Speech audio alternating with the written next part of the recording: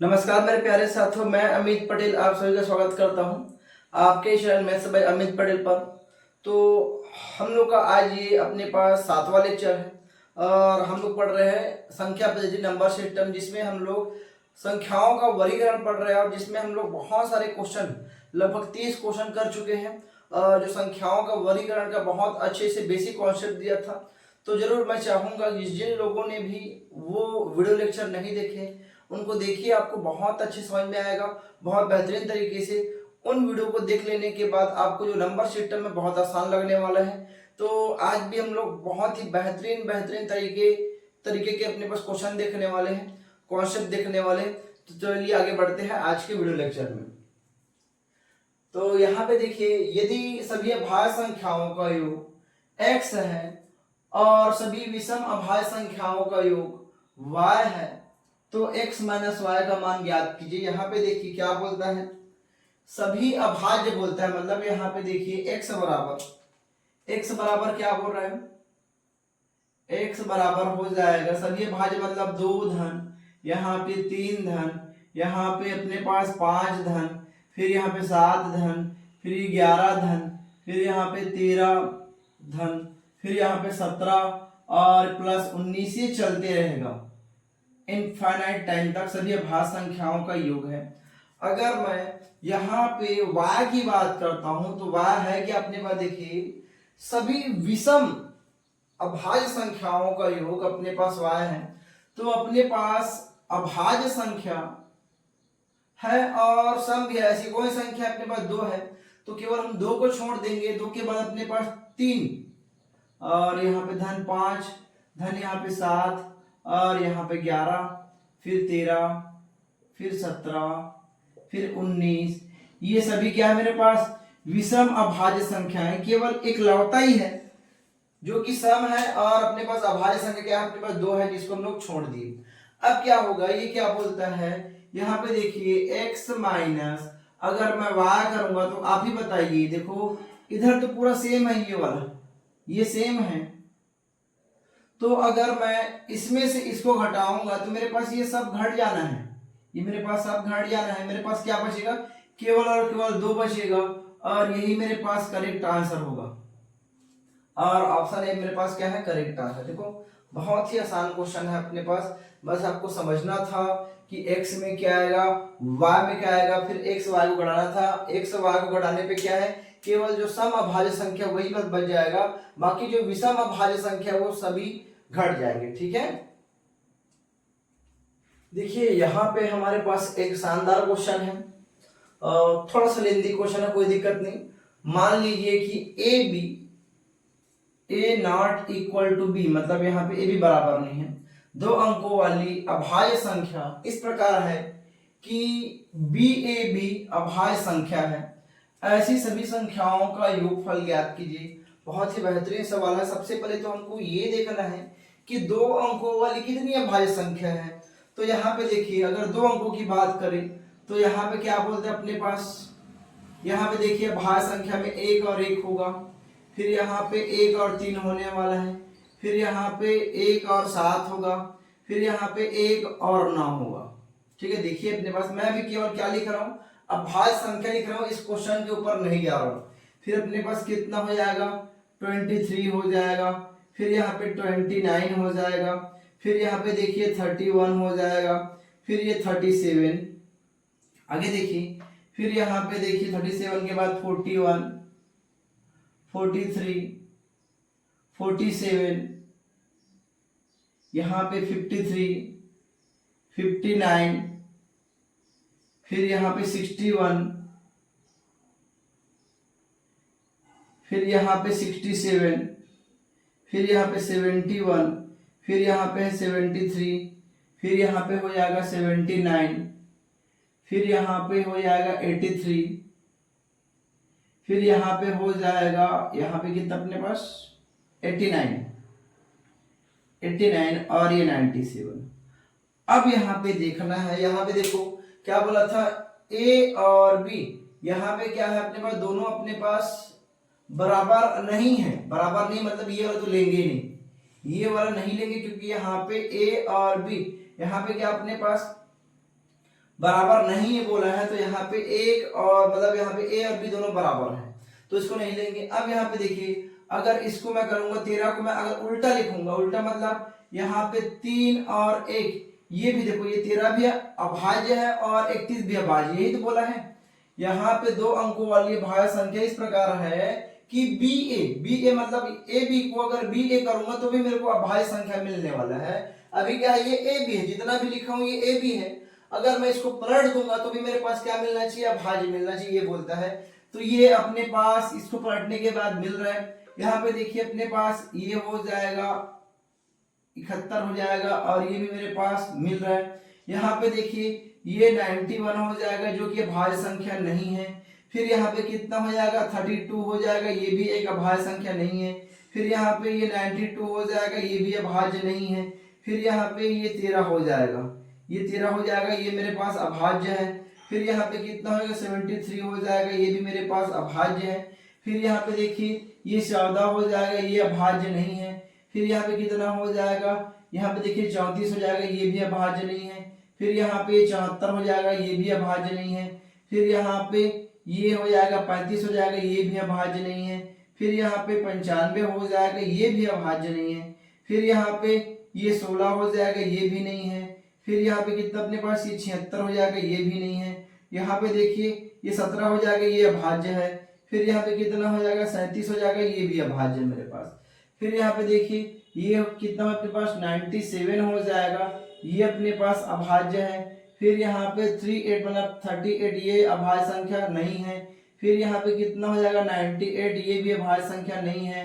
और यहाँ पे हो जाएगा ये 79, ये अभाज्य संख्या है। ठीक है, तो आप देख सकते हो मेरे पास कितने अपने पास अभाज्य संख्याएं हैं, 1 2 3 4 5 6 7 और 8। मतलब अब इन सबको ऐड करना है तो मेरे पास क्या होगा, देखो ये 31, फिर यहाँ पे 71, फिर यहाँ पे 30, फिर यहाँ पे 73,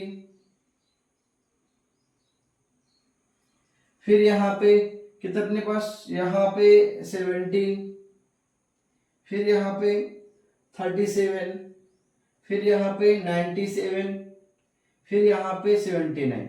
इन सबको ऐड करना है। इन सबको ऐड करने के बाद देखिए 7 21 21 और 9 30 33 36 37 38 38 के मतलब यहाँ पे 8 हो जाएगा। फिर यहाँ पे 3 3 और 3 यहाँ पे 6 और ये 13 14 21 22 22 और 3 कितना होगा अपने पास 24 24 और 9 33 33 और 7 40।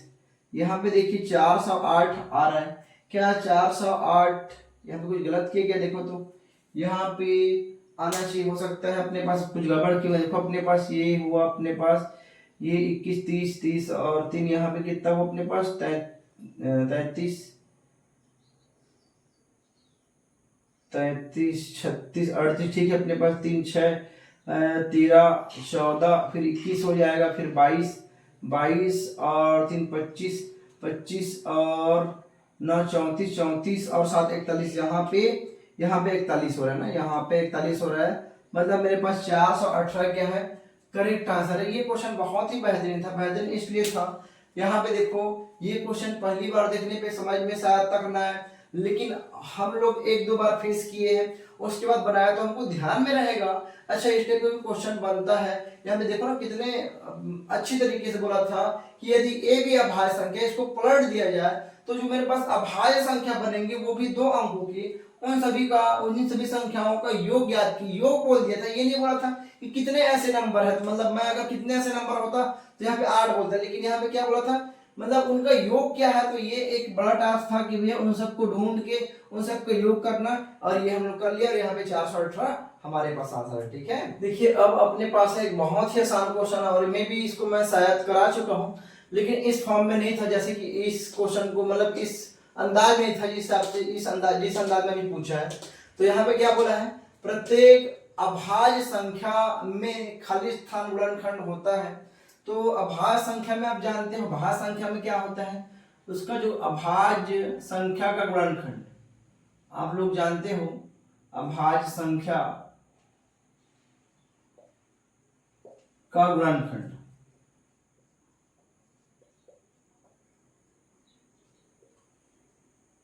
क्या होता है अपने पास, एक तो एक होता है और यहाँ पे स्वयं होता है, स्वयं होता है मतलब कैसे, यहाँ पे देखिए अगर मैं भाज्य संख्या की बात करता हूँ तो अपने पास पहली भाज्य संख्या 2 है, और यहाँ पे 2 किसके किसके टेबल में आते हैं या किसके किससे विभाज्य है, तो यहाँ पे 1 से और 2 से। तो यहाँ पे देखिए यहाँ पे 2 के 2 गुणनखंड, 1 और यहाँ पे 2, 3 भी देख लीजिए आपको ज्यादा समझ में है तो यहाँ पे 1 और ये 3 मान लेता हूँ अपने पास यहाँ पे 29 है, तो ये भी क्या हो जाएगा A1 और यहाँ पे 29। तो यहाँ पे हर एक अभाज्य संख्या के मेरे पास 2 फैक्टर होते हैं, इसीलिए यहाँ पे जो मेरे पास आंसर है क्या हो जाएगा, 1 हो जाएगा। क्यों हो जाएगा, क्योंकि ये क्या पूछा था, प्रत्येक संख्या में एक गुणनखंड, प्रत्येक अभाज्य संख्या में एक गुणनखंड क्या होता है, तो वहां पे डेफिनेटली वो 1 होता है, इसलिए ऑप्शन ए मेरे पास क्या होगा, करेक्ट आंसर होगा। ठीक है, देखिए अपने पास फिर से एक बहुत ही आसान क्वेश्चन है। यहाँ पे क्या बोला है, 2 अंकों की एक संख्या 9a एक अभाज्य संख्या है, तो a का मान ज्ञात कीजिए। यकीन मानिए आप यहाँ पे बिना पेन चलाए यूं ही अपने पास तुरंत 1 सेकंड में बता सकते हो कि यहाँ पे जो a का मान आने वाला है वो 7 आने वाला है। कैसे, अपने पास यहाँ पे 9 के साथ केवल एक ही संख्या है, 9 के साथ एक ही संख्या है जो अभाज्य बनाता है। यहाँ पे जो 97 क्या है, एक अभाज्य संख्या है, अभाज्य संख्या है। और यहाँ पे 90 से 100 के बीच में और ऐसी कोई भी संख्या नहीं है जो यहाँ पे अभाज्य हो। और मान लेता हूं कि आप लोग को नहीं पता है, नहीं पता है कि यहाँ पे 97 अभाज्य है, तो कुछ नहीं करना है हमको, यहाँ पे ऑप्शन को लेना है। तो यहाँ पे देखिए 9 के बाद मैं यहाँ पे अगर a की बात करूंगा तो 99 लिखूंगा, b की बात करूंगा तो 97 लिखूंगा, c की बात करूंगा तो 93 लिखूंगा, अगर d की बात करूंगा तो 91 लिखूंगा। तो यहाँ पे देखिए ये सभी अपने पास क्या है, ये मेरे पास भाज्य है, ये मेरे पास भाज्य है, ये मेरे पास भाज्य है, एक यही है जो अभाज्य है, इसीलिए मेरे पास यहाँ पे जो ऑप्शन बी है करेक्ट हो जाएगा, अपने पास ऑप्शन नंबर बी 7। ठीक है, देखिए और अपने पास एक बेहतरीन क्वेश्चन, आपको ये लगना चाहिए कि मैं यहाँ पे भी लेंदी क्वेश्चन करा रहा हूँ। मैं आपके पास जितने भी बेसिक और अपने पास लो लेवल के क्वेश्चन मैं उसको बहुत अच्छे से करा चुका हूँ, क्योंकि मैं ये नहीं चाहता कि बस आपको एकदम इजी क्वेश्चन करा के निकल जाऊं। मैं आपको हर वो क्वेश्चन कराना चाहता हूं जो एग्जाम में आने लायक है और जो आपके अपने पास ब्रेन का जो लेवल है वो बढ़ाएगा। ठीक है, तो इस क्वेश्चन को देखिए, बड़ा अच्छा क्वेश्चन है। प्रत्येक अभाज्य संख्या जो 3k+1 के रूप में है को 6m+1 के रूप में दर्शाया जा सकता है, जहां k और m पूर्णांक संख्या है। जब अब यहाँ पे देखिए क्या बोलता है कि इस के मान को क्या होना चाहिए ताकि ये जो है इस फॉर्म में हो। आपको ऐसे समझ में नहीं आएगा, मैं आपको एग्जांपल देके समझाता हूं। जैसे यहाँ पे मैं क्या किया, अपने पास यहाँ पे k बराबर, अगर मैं k बराबर यहाँ पे देखिए ये k बराबर मैं 2 रखूंगा, k बराबर 2 रखूंगा तो यहाँ पे 2 और यहाँ पर धन 1 हो जाएगा। कितना हो जाएगा अपने पास, 3 दूनी 6 और यहाँ पे धन 1 हो जाएगा, मतलब ये 7 हो जाएगा। अब देखिए अगर इसको मेरे को इसी को अगर इस फॉर्म में लिखना चाहता तो लिखा जा सकता है क्या, हाँ बिल्कुल।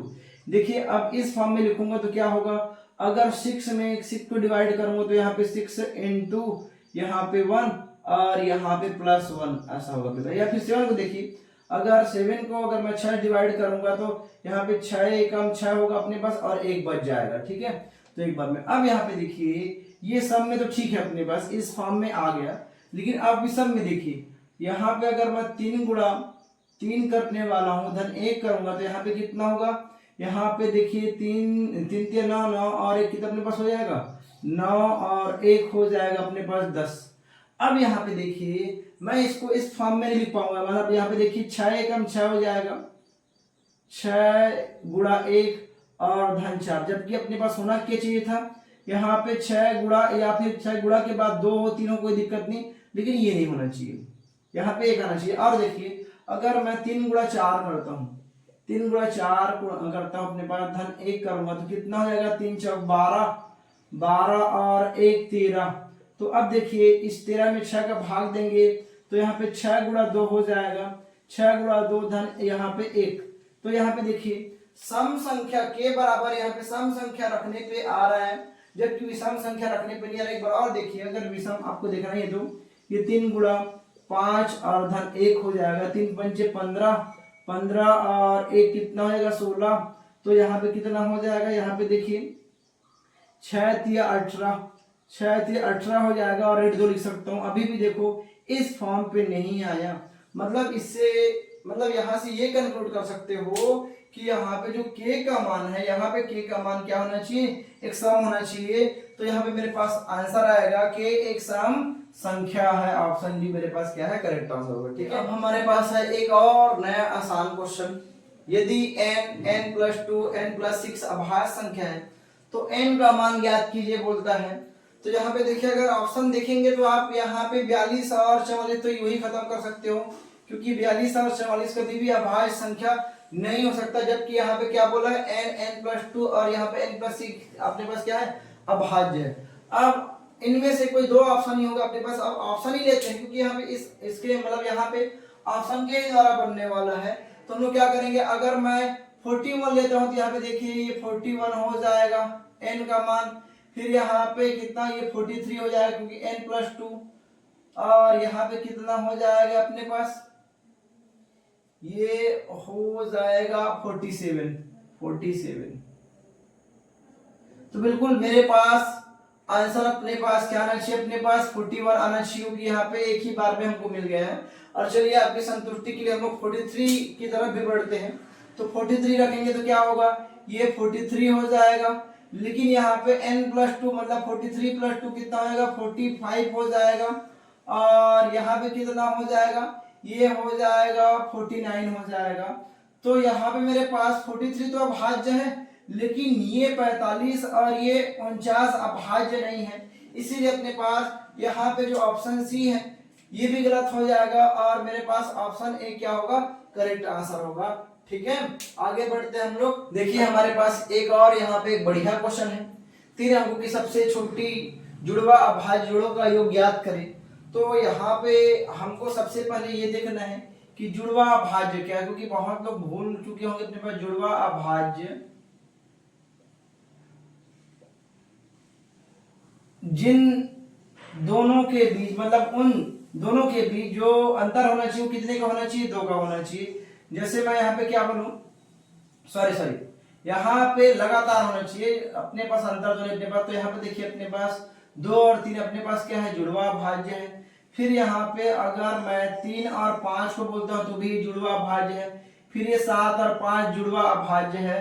मतलब इसके बाद 2 और 3 के बाद यहाँ पे कोई बीच में और ऐसी संख्या नहीं जो अपने पास है। अब जैसे अपने पास बोलूं कि यहाँ पे 17 और 19, यहाँ पे देखिए 17 और 19 के बीच में कोई भी और अभाज्य नहीं है, और ये लगातार है, मतलब 17 के बाद 18, 18 के बाद 19। अब यहाँ पे क्या बोला है, 3 अंकों की सबसे छोटी, 3 अंकों की बोला है, तो 3 अंकों की सबसे छोटी क्या होता है अपने पास, देखो ये 101 है और 103 है। तो क्या बोला था, इन दोनों का योग बोला था, इन दोनों का योग, अगर इन दोनों का मैं प्लस करूंगा तो कितना होगा, 3 और 1 4 हो जाएगा, और यहाँ पे 0 और यहाँ पे 2 204 होने वाला है, जो कि मेरे पास ऑप्शन सी मेरे पास क्या है, करेक्ट आंसर है। तो यहाँ पे ध्यान समझना है कि जुड़वा अभाज्य वो होता है कि यहाँ पे इनके बीच में कोई और अभाज्य, जैसे अब मैं पूछूं आपसे, जैसे 2 और 11 ये दोनों अभाज्य संख्याएं तो है, परंतु जुड़वा नहीं है। क्यों जुड़वा नहीं है, क्योंकि यहाँ पे देखो 2 और 11 के बीच में बहुत सारे अभाज्य आते हैं अपने पास, और इन दोनों के बीच में भी मतलब जो गैप है वो भी बहुत ज्यादा है। इसलिए अपने पास जो जुड़वा अभाज्य क्या होता है, वो लगातार होता है, कंटिन्यू, उसके बीच में कोई गैप नहीं होता। गैप कहने का मतलब उनके बीच में अभाज्य संख्या और नहीं आता। तो यहाँ पे ये भी जो एग्जाम्पल लिखा हूं वो जुड़वा अभाज्य के एग्जाम्पल है। ठीक है, देखिए हमारे पास ये क्वेश्चन, निम्न में से कौन सी संख्या परिपूर्ण संख्या है, और इस क्वेश्चन का थ्योरी में बताया था। और परिपूर्ण संख्या क्या होता है, ऐसी संख्या है जिनके गुणनखंडों का योग उस संख्या के बराबर होता है परंतु उस संख्या को छोड़ के। जैसे मैं आपको एग्जांपल बताया भी था, जैसे यहाँ पे 6 है, 6 में क्या, 6 के गुणनखंड 1 है और फिर 2 है, फिर 3 है, फिर यहाँ पे 6 है। तो यहाँ पे 6 को छोड़ देना है, उनके बाद जो इनके गुणनखंड है सबका योग करोगे तो आपके पास 6 आएगा, मतलब 6 एक परिपूर्ण संख्या है। इसके बाद बताया था 28 को बताया था, आपको याद होगा, आपको याद ही करना है इसको, ज्यादा यहाँ पे आप दिमाग लगा के अपना समय नहीं खपा सकते। उसके बाद अपने पास क्या है, 496 होता है। फिर यहाँ पे क्या होता है अपने पास 8128, ये 4 संख्या बताया था। और यहाँ पे इसी को डायरेक्टली पूछा गया है कि निम्न में से कौन सी संख्या परिपूर्ण संख्या है, तो 8128 है, ये मेरे पास करेक्ट आंसर है। ठीक है, देखिए और एक बहुत आसान क्वेश्चन, निम्नलिखित में से कौन सी एक अपरिमेय संख्या है। तो यहाँ पे मैक्सिमम लोग, यहाँ पे आप लोग क्या करने वाले हो, यहाँ पे जो 59,049 है उसको लगाने वाला हो, क्योंकि यहाँ पे करनी दिख रहा है, जबकि यहाँ पे गलत हो जाएगा, क्योंकि यहाँ पे अगर आप इसका वर्गमूल निकालने जाओगे तो यहाँ पे 243 आने वाला है इसका वर्गमूल। तो यहाँ तो ये बिल्कुल अपने पास एक परिमेय संख्या है, ये भी एक परिमेय संख्या, ये भी है। और यहाँ पे आपको मालूम होगा कि यहाँ पे क्या अपने पास देखो, यहाँ पे ये भी परिमेय संख्या, क्यों, एक निश्चित पैटर्न में अपने पास क्या हो रहा है, अपने पास यहाँ पे आगे बढ़ा, देखो 4 5 4 5 4 5, ये आगे बढ़ते जाएगा, ये भी आगे बढ़ते जाएगा। लेकिन यहाँ पे देखिए जो ऑप्शन डी है, यहाँ पे 0.12, फिर यहाँ पे डबल 1 डबल 2, यहाँ पे 333, यहाँ पे 222 अपने पास आ रहा है। यहाँ पे देखो फिर 4 बार है, फिर यहाँ पे 4, फिर 5 बार आएगा। मतलब ये कोई प्रॉपर सीक्वेंस फॉलो नहीं कर रहा है, इसीलिए मेरे पास यहाँ पे केवल फोर्थ वाला जो ऑप्शन है वही अपरिमेय होगा। बाकी अपने पास सब क्या है, परिमेय संख्या है। ठीक है, बाकी ये सब अपने पास गलत हो जाएंगे, क्यों, क्योंकि वो पूछा था अपरिमेय पूछा था। ठीक है, अब ये हम क्या बता रहे थे, परिमेय बता रहे थे। ठीक है, अब एक लास्ट क्वेश्चन देखेंगे, उसके बाद हमारे पास जो ये संख्याओं का वर्गीकरण वाला चैप्टर है वो पूर्णतः समाप्त हो जाएगा। और कल से हम लोग जो संख्याओं का स्थानीय मान है बहुत बेसिक से देखने वाले, 1-2 क्लास में उसको खत्म कर देंगे। फिर यहाँ पे हम लोग आगे संख्या पद्धति और जो चैप्टर है इकाई अंक है उसकी ओर बढ़ेंगे। ठीक है, तो चलिए वो लास्ट क्वेश्चन कर लेते हैं। देखिए आज का हमारा ये लास्ट क्वेश्चन, एक परिमेय और अपरिमेय संख्या का गुणनफल होता है। और ये बहुत अच्छा क्वेश्चन इसलिए भी है क्योंकि थ्योरी में क्या होता है, मैक्सिमम लोग का दिमाग चल नहीं पाता है, और जबकि चलाना चाहिए अपने पास। देखो यहाँ पे क्या बोलता है, एक परिमेय में जैसे मैंने लिया अपने पास 3 बट्टे मेरे पास 4 है, और एक मैं अपरिमेय ले लेता हूँ अपने पास कर्णी दो क्या अपने पास, मेरे पास अपरिमेय है और ये परिमेय है। तो यहाँ पे इन दोनों का गुणा करूंगा तो क्या होगा अपने पास 3 और ये कर्णी 2 और बट्टी 4, ये भी क्या होगा अपने पास, ये भी अपने पास क्या है, अपरिमेय है। लेकिन ऐसा भी तो हो सकता है कि अगर मैं 0/1 भी तो परिमेय संख्या है, और इसको मैं अगर कर्णी 2 से ही गुणा करता हूं तो यहाँ पे क्या आएगा, 0 आएगा, मतलब इसको 0/1 भी ले सकता हूं। तो ये मेरे पास क्या हो गया, ये परिमेय हो गया। मतलब हम कंक्लूजन ये निकाल सकते हैं, कंक्लूजन क्या, कि भैया कि नहीं, मतलब अगर एक परिमेय और एक अपरिमेय का गुणनफल मतलब गुणा करता हूं तो मेरे पास अपरिमेय भी प्राप्त हो सकता है और परिमेय भी प्राप्त हो सकता है। तो यहाँ पे मेरे पास ऑप्शन डी करेक्ट हो जाएगा। यहाँ पे या तो परिमेय संख्या होगा या तो अपरिमेय संख्या होगा। ठीक है, आशा करता हूँ कि आज का जो क्लास है आपको बहुत अच्छे समझ में आया होगा। अगर बिल्कुल आया होगा तो आप मेरे को बताइएगा कैसा लगा आज का क्लास, और बिल्कुल आपको समझ में आता है और बहुत अच्छा लगता है तो आप अपने दोस्तों के साथ, फैमिली के साथ, रिश्तेदारों के साथ बिल्कुल शेयर कीजिए जो अभी अपने पास पढ़ रहे या किसी एग्जाम का प्रिपरेशन कर रहे हैं, तो उनको शेयर कीजिए ताकि उनका भी लाभ हो सके और बहुत अच्छे से आप भी कम्युनिकेट कर पाओ और अच्छे से डिस्कस कर पाओ। ठीक है, okay, thank you very much, मिलते हैं नेक्स्ट क्लास में।